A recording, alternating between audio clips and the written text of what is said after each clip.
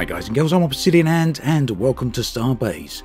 Now Starbase looks like it's shaping up to be a very interesting game, and although release is still a ways off, there's plenty of information already available. In this video I'll be going over everything we know so far about the game, and for sources of the information I will discuss here, do check out the links in the video description, and also my thanks to Rack Attack for maintaining the fantastic FAQ, which you can also see linked below. So, what is Starbase then? Well, here's the official description of the game. Starbase is a massively multiplayer online game with gameplay focused on building and designing spaceships and stations, exploration, resource gathering, crafting, trading and combat. Alternatively, the game features a sandbox mode where players can explore the game alone or with selected friends in their own universe. So that gives us a broad overview of what the game is all about, but it doesn't go too much into details. Fortunately, that is what this video is all about, so we're going to take a look at all that right now. Now Starbase will be going into early access later this year, although no date has yet been set. Early access, as well as the alpha and beta phases, are likely to take a year or more to complete before the game finally arrives at its final release. At this point, the game has been in development for around 5 years, so as you can see, it's had some extensive work already done on it. Frozenbyte, the developers behind the game, are classing Starbase as an MMO, and they're saying that it will be seamless, which means that all players will be on the same server in the same universe at the same time. Frozenbyte have also stated that Starbase's server structure is likely to be similar to traditional MMOs, so visible player caps are also projected to be around the 100 players mark. It also seems as though Frozenbyte are attempting to avoid instancing, although this may become a thing with large space battles. Now, being an MMO, it's likely people are going to be wondering whether or not it's going to be possible to make progress as a solo player. It turns out that this should be possible. However, due to the social nature of the game and its heavy reliance upon trading, social play is likely to be very difficult, and this kind of connects into the question of whether or not there will be private servers. Short answer to this is no. However, there will be private sandbox mode for players who want to use that. Now, whilst we're talking about what likely will be available and won't be available for Starbase, for the moment at least, the game is a PC exclusive. Frozenbyte have said that they don't have any plans to bring Starbase to consoles. However, their game engine does support consoles, so maybe in the future it is possible, but they don't have any plans for it. VR is also not on the immediate roadmap, however Frozenbyte haven't ruled it out entirely. Within Starbase then, you'll play as a robot, which you can play in either third-person mode or first-person.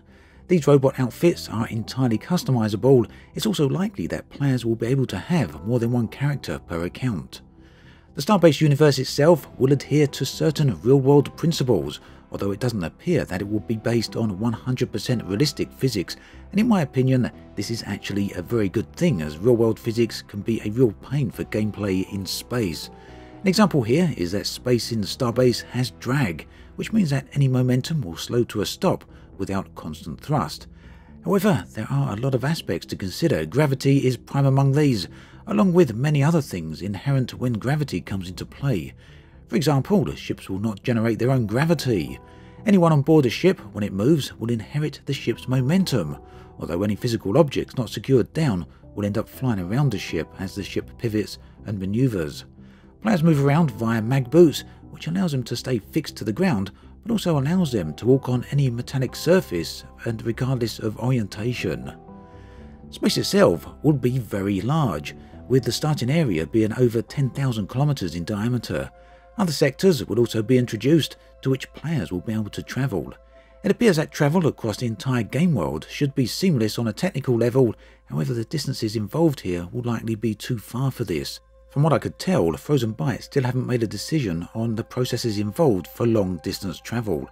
Warp speed and warp gates have been mentioned though. Currently, within space, 5 megastations and 20 smaller ones are planned.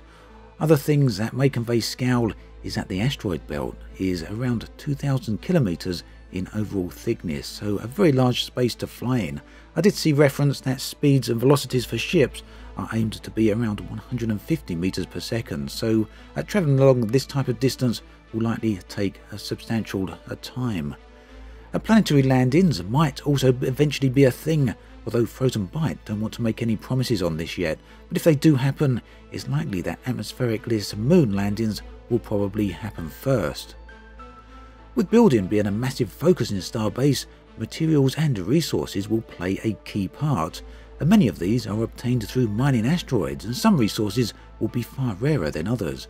It also seems that materials can be purchased, although that may get expensive, which means players will likely prefer to gather resources. Frozenbyte envision players fighting over certain resources, and at this point it's worth mentioning that for early access at least, there will be no NPCs, so combat will be entirely PvP. Now, in terms of what can be owned and constructed, players will be able to own or rent lots on existing space stations, within which they can build. However, at launch, players will not be able to create new stations. One of the perhaps most important resources will be credits, and players will be able to earn credits through gameplay, which they can then pay for the lot renting and make purchases through in-game terminals.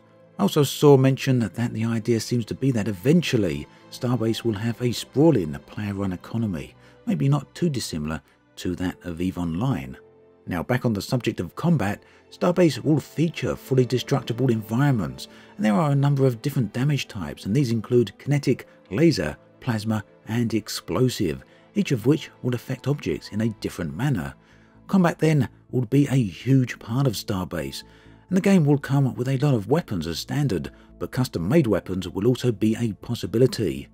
Due to the destructibility of the environments and the modular nature of the game, it will be possible to shoot people through walls and doors, or even pick up plating and use it as a shield. Combat will also be FPS and ship-based, and ship weapons are obviously far larger. As with other aspects of the game, ship-based weapons will be built from a variety of other components. Now I'll talk a little bit more about combat and ship destructibility after we've talked a little bit about spaceships themselves. So ships are a huge part of Starbase, and it looks as though the game will have a very heavy focus on ship construction, and will also have a very flexible system for this.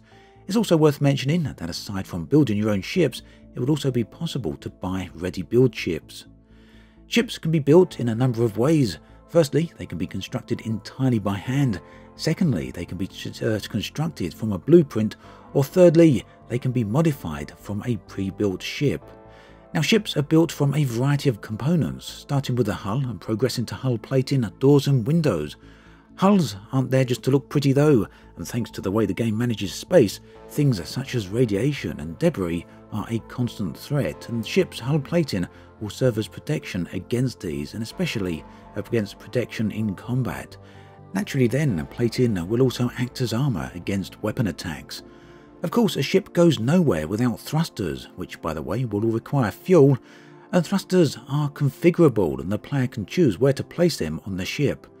The thrusters are then controlled and managed by the ship's flight control unit, which in turn is managed through the command center, thus allowing you to pilot your ship, all of which is ultimately powered by the ship's generator, with everything interconnected in a variety of power cables.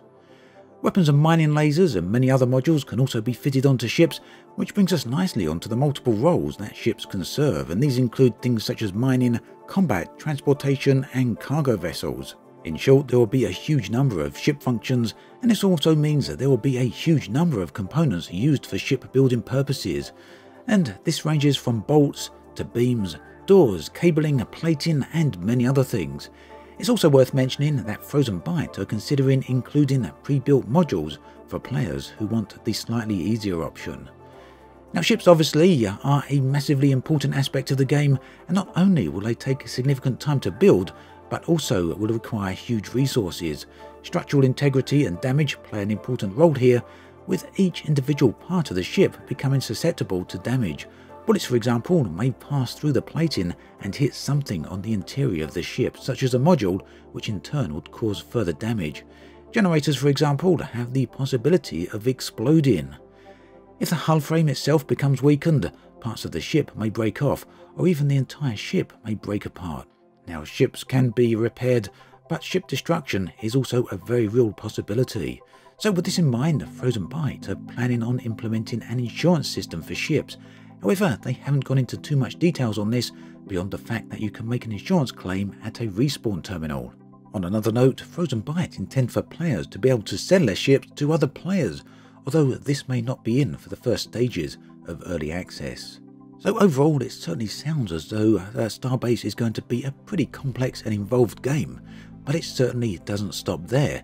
And as you'd expect from a game that has such a heavy focus on building, Starbase has a massive level of customization, and this is managed through the in-game programming language that Frozenbyte are calling YOLO. Yeah. Now, having a programming language within a game isn't necessarily as complicated as it sounds, but it's got to be said that the programming language does have varying degrees of complexity. For example, some of the more basic commands are simple state conditions, such as either on or off. At a mid-level complexity, this can be extended to things such as if, else, and commands. Beyond that, the more complex systems can handle full trigonometry. Programming in Starbase then works in a very logical manner. Components, whether they are turrets, thrusters, doors, or anything else, can all be linked together to form a network. A programming chip can then be attached to this network in order to send a string of instructions. The programming chips can also be stacked to make ever-increasing complex code.